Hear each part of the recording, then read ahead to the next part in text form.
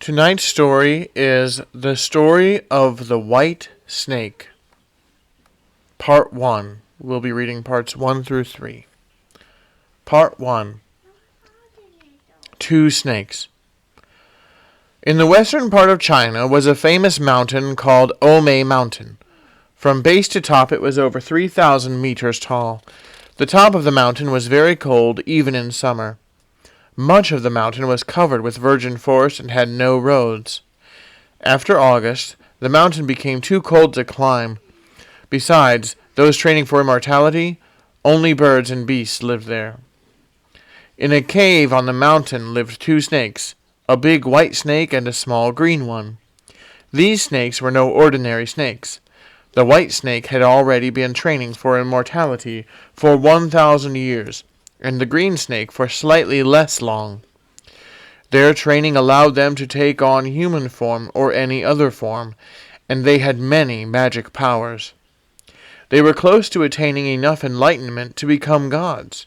Occasionally, they would come out of the cave and wander the mountain. "Life on the mountain is really boring," the green snake finally voiced his discontent one day. "We are in training and can't change our lives now," the white snake warned. "Who cares if we achieve godhood, if the life of a god is this dull?" "Do you wish to go to the human realm?" asked the white snake with surprise. Although they had never visited the human realm, they had heard of its glamour and excitement. "If human life is as happy as they say," the green snake replied. "But the happiness is only temporary." "Maybe, but the happiness is much more intense than the happiness of immortality." The white snake was skeptical and did not reply. They had had this discussion many times over the years, but it had never gone any further. One day the green snake hit upon a new idea. "Why don't we go to the human realm and take a look, then come back? It won't affect our training to make a quick visit," suggested the green snake. The white snake did not reply. The green snake pestered the white snake for many years, and the white snake finally said, "If I were to visit the human realm, I could change myself into a beautiful maiden, the fairest in the human realm." "I could change into your pretty little servant girl," the green snake said happily. The white snake uttered some magic words, and in no time they changed into two lovely human maidens. The maiden that was the white snake named herself Bai Su Jin, for Bai means white in Chinese. Her servant girl chose the name Shao Jin, which means little green. Bai Su Jin was so pleased with her new form and pretty name that she lost all reservations about visiting the human realm. "Let's go to Jianglan, south of Yangtze River," Bai Su Jin said, gaining conviction. Yes, Jianglan is the most perfect, flourishing, and prosperous place in China." Shao Jin was so excited that she was on the verge of tears. "We can finally see the famous West Lake." Part 2. The Human Realm. In March, West Lake in Jianglan was at its most beautiful. The weather was warm, the sky was blue, white clouds floated by, and the ground was covered with green grass. Truly, West Lake was gorgeous, with its banks covered with weeping willows and blossoming peach trees. The swallows had just returned from the south and flew amongst the willow trees gaily. People dressed in beautiful clothes walked about or rowed boats upon the lake, drinking wine and singing. Suddenly, an exquisite young woman dressed in white appeared on shore. Her clothes floated around her, stirred by the breeze. She seemed to have descended from the sky. "She was as beautiful as a fairy," everyone whispered. "She is so radiant she can't be mortal. Look, she has a maid, and even her maid is as fair as the sky." Bai Su Jin and Shao Qin's appearance caused everyone to stop and stare at them. This gave Bai Su Jin a strange feeling she had never had before, a feeling of triumph. It was as if they had conquered everyone by their beauty. "The human realm is too good to be true. How can life of training for godhood on a cold mountain compare to this? Bai Su-Tsin softly asked Shao-Chin, basking in the looks of admiration from all sides. We were wise to come, replied Shao-Chin. If we had known earlier how good this life was, we would not have wasted so much time trying to become gods. In the crowd, a handsome young man carrying an umbrella was walking rapidly along. Although he saw Bai Su-Tsin and Shao-Chin, he didn't stop to stare, but hurried along with a preoccupied air. What a strange young man, said Shao-Chin to Bai Su-Tsin. It's as if he didn't see us. She was annoyed. He must be a gentleman, said Bai Su-Tsin. A gentleman? I can't believe that. He must be an idiot. The weather is superb, and he's carrying an umbrella, Shao-Chin replied. Let's think of an excuse to talk to him. Excuse? Well, maybe if it began to rain. Rain? Excellent. Let it rain. Bai Su-Tsin uttered a magic formula, and suddenly black clouds appeared and rain began to fall. Everyone by the lake ran for cover. Only the young man remained calm. He opened his umbrella and walked to the edge of the lake to rent a boat. Excuse me, young master, called Shao-Chin to the young man. My mistress is over there, she said, indicating Bai Su-Tsin, who was standing under a tree. We came out without bringing an umbrella. May we ride on the boat with you? Of course. It seemed as if the young man had never spoken to a woman before, and he stammered and turned red as a peony. Bai Su-Tsin and Shao-Chin daintily climbed aboard, and the youth had no choice but to sit directly opposite Bai Su-Tsin in the cramped cabin. He was extremely agitated, and kept looking out at the rain. What is young master's name? Asked Bai Su-Tsin. My name is Shu Shen. I am from Zhenjiang. Bai Su-Tsin proceeded to ask Shu Shen many questions. Although he was nervous and kept stammering, she learned that his father and mother died long ago, and that his younger sister was married and lived in Hangzhou.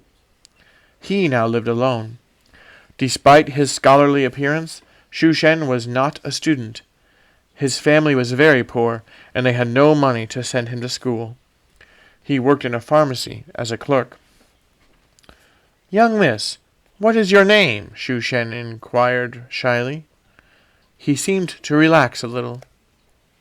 I am Bai Su-Tsin. I come from Sichuan. My father and mother are also deceased. My father was once a government official. Bai Su-Tsin made up a convincing story of her past. When the boat reached the other side of the lake, it was still raining. Shu Shen gallantly offered them the use of his umbrella. Bai Su-Tsin promised to return the umbrella the next day, but Shu Shen refused. Instead, he proposed to pick it up at their house. That's a good idea, said Bai Su-Tsin, pleased at his gentlemanly offer. I also live not far from here. Go east about 1 mile and you'll see my house, which has red gates. Please come visit us tomorrow. When they were alone, Bai Su-Tsin said to Shao-Chin, Now we need a house. Near the lake they found a broken-down temple. It was deserted and very dilapidated.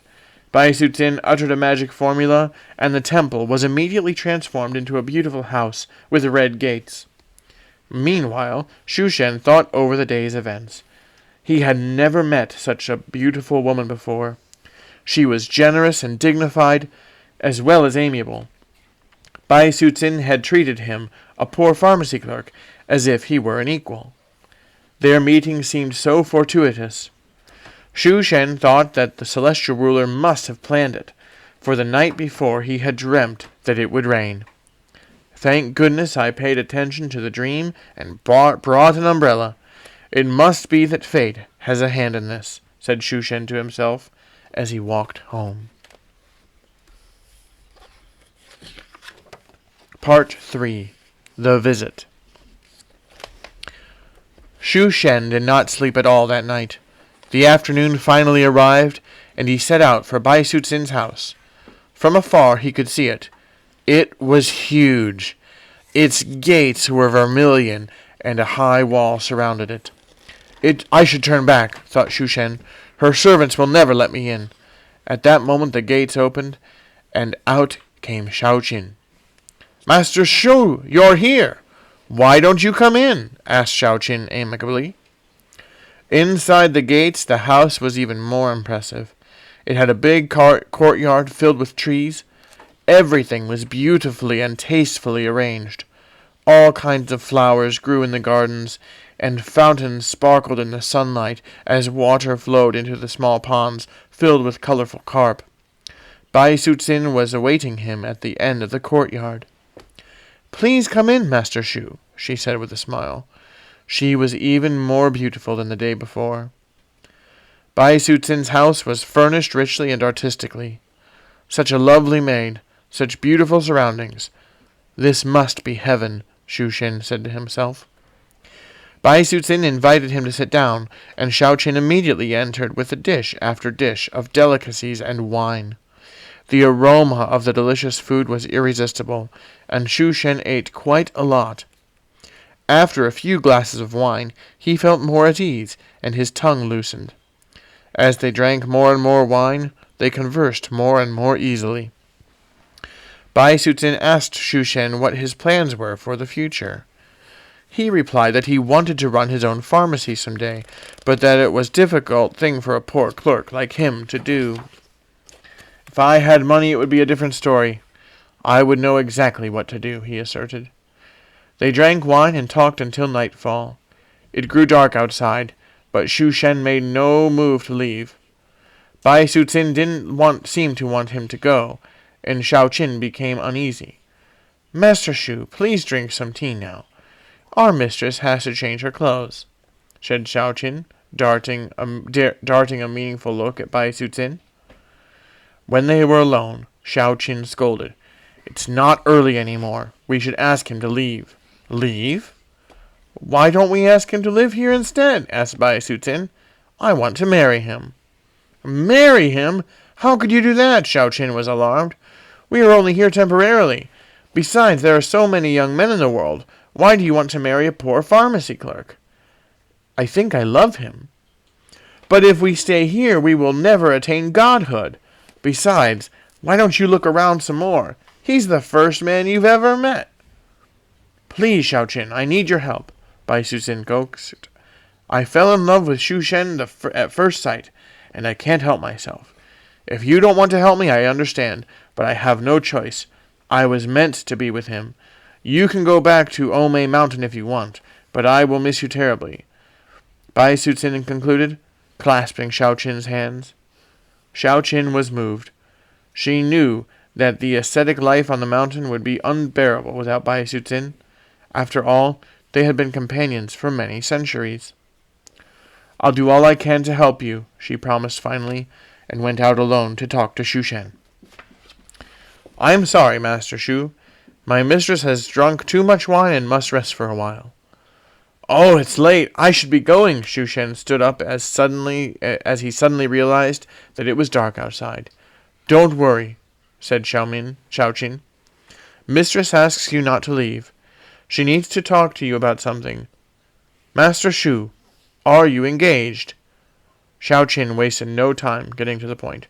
No, not yet, he stuttered nervously. Well, why can't I be your matchmaker? Asked Xiaoqin jokingly.